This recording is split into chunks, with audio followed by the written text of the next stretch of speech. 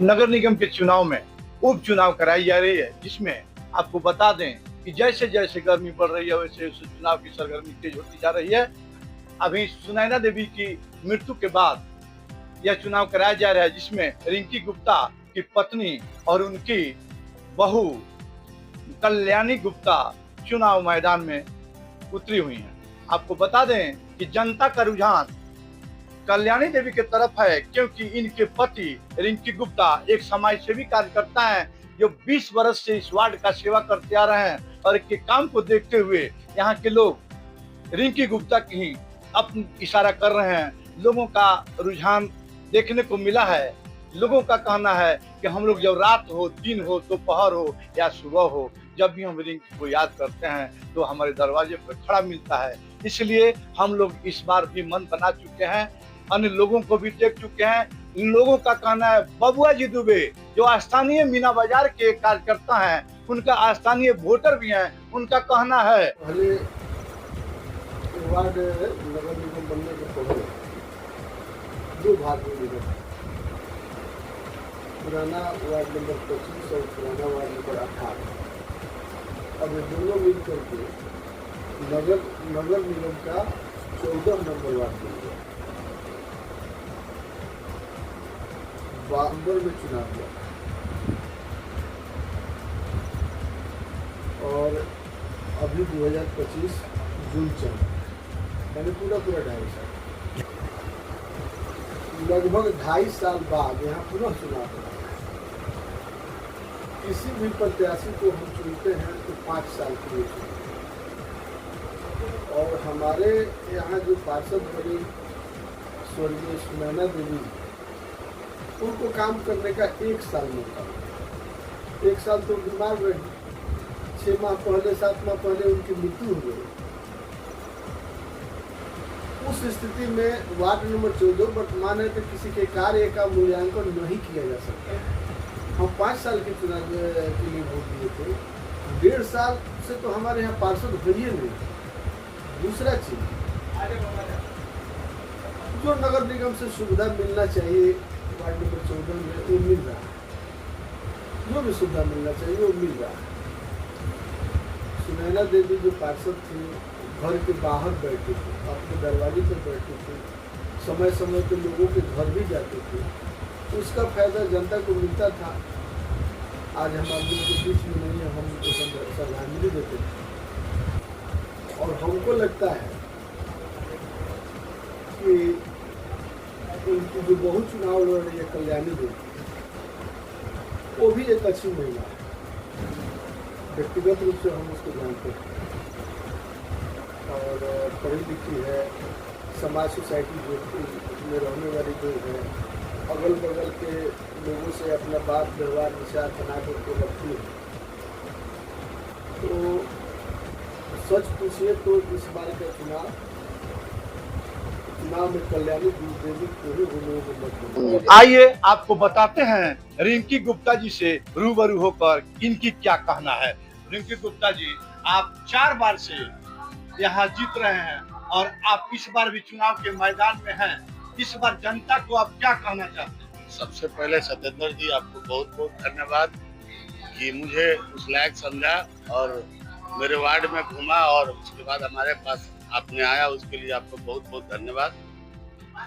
और अपने वार्ड के लोगों से मुझे क्या कहना है, मैं अपने वार्ड के लोगों के बीच में ही रहता हूँ। आज मेरा उम्र खत्म हो गया, 20 वर्ष हमने अपने वार्ड के लोगों के साथ बेटा बनकर, भाई बनकर, हर सुख दुख में उन लोग के साथ खड़ा रहता।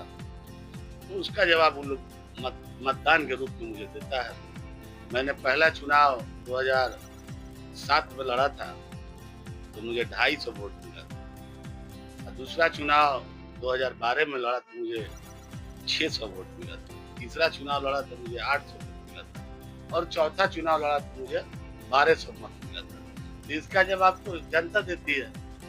मुझे अपना बेटा समझकर, भाई समझकर, दोस्त समझकर, भतीजा समझकर, वो 11 बजे के बाद जितना विरोधी रहते हैं मुझसे अपने आप चले जाते हैं। आप मुझसे अपने घर चले जाएंगे, जनता जवाब देगी, हम जवाब नहीं देंगे।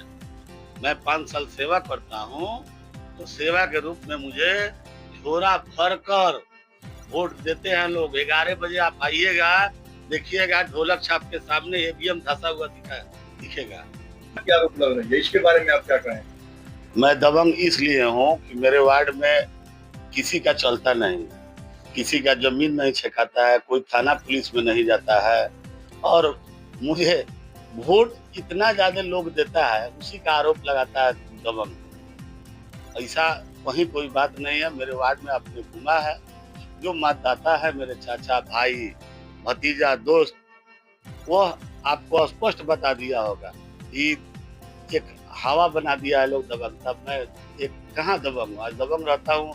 तो मुझे इस जिले में कोई ऐसा सांसद विधायक नहीं है जिनके निधि से मैंने, राजद, भाजपा, जदयू के कोई ऐसा एमएलसी, विधायक, सांसद नहीं है जिनका काम मैंने अपने वार्ड में लिया कर नहीं कराया।